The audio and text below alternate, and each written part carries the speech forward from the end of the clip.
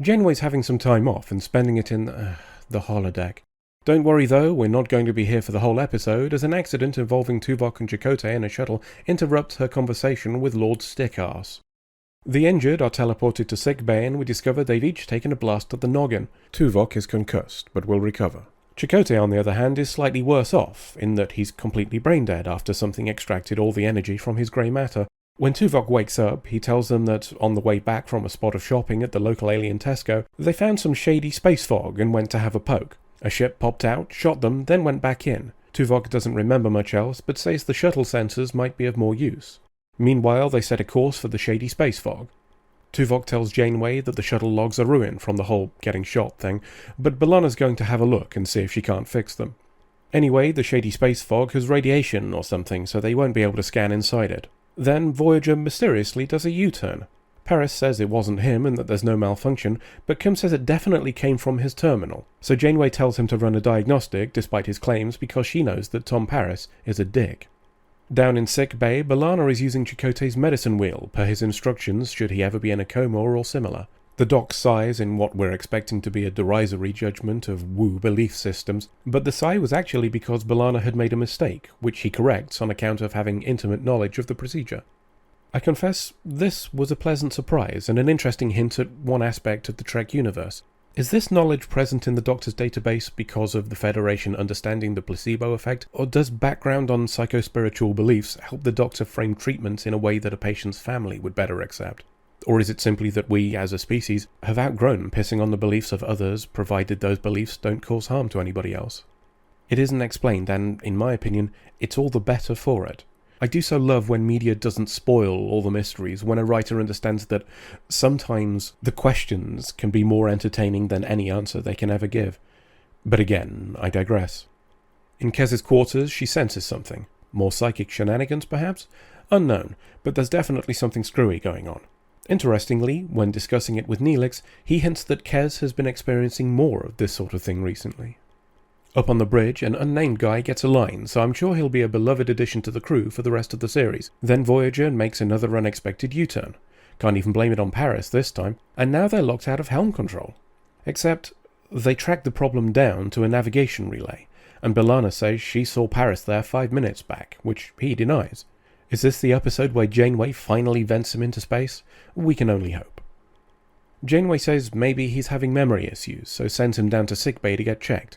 Everything seems okay, but Tuvok pops by to tell him that his DNA is on the relay he said he didn't use. Back on the bridge, Tuvok says he's tracked down the mystery ship's trail, dodging around some planetoids in the shady space fog, which is interesting given that we were told their scanners couldn't penetrate it, but I guess we're ignoring that now. Then we lose power all over the ship.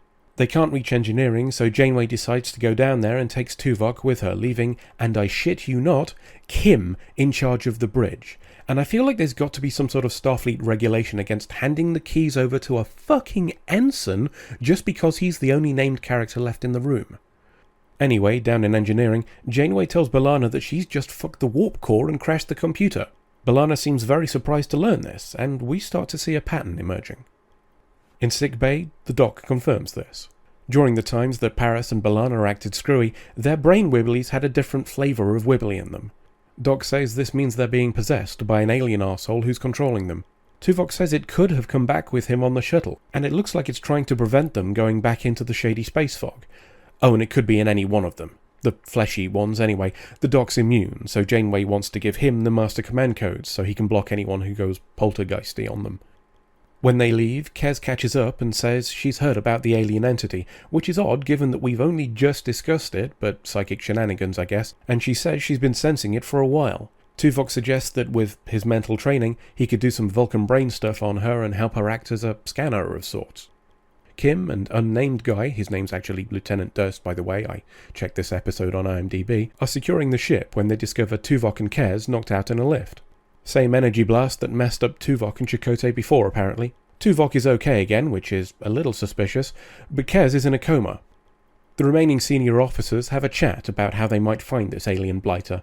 Turns out a particular kind of scan might do it, but it'll take a while to set up. Meanwhile, Neelix is jumping at shadows. The Doc tells him to stop being a twat, and Neelix thanks him, whilst also having a grope of his tit. He buggers off, then Tuvok turns up and asks about Kes. The doctor says the injury isn't like the one Chakotay suffered. In fact, it looks a lot like a physical injury, which is odd, as the only other person there was Tuvok. Tuvok goes to see Janeway and tell her the scan is almost ready, but that it'll make everyone go a bit fucky for a few seconds. He also mentions that the doc thinks Kez was physically assaulted. She suggests Tuvok might have been possessed, and they think the doc should give him a scan, except they can't raise the doctor. In fact, his program has been disabled, which means the command codes revert back to Janeway. She figures this is less than ideal and splits them with Tuvok, so they can't be used by a single person. While announcing this to the bridge, she gets possessed and knocks down Tuvok. Paris poops yellow on her, then it inhabits Kim. Paris twats him, so then it goes inside unnamed guy called Durst. Tuvok's had enough of this bollocks though, and just poops the lot of them. When they've all been woken up again, Janeway visits engineering. B'Elanna's recovered the shuttlecraft logs. Turns out that 1. There was no ship, the energy came from the shady space fog itself, and 2. The logs weren't overloaded. Someone deliberately messed them up. Back on the bridge, we're ready to go into the shady space fog, using the course that Tuvok says he extracted of a ship that doesn't exist in an area we shouldn't be able to scan. Oh, and Paris turns up and says he's finished the check that the doc was doing on Kez, and it looks like she was fucked up by Vulcan martial arts.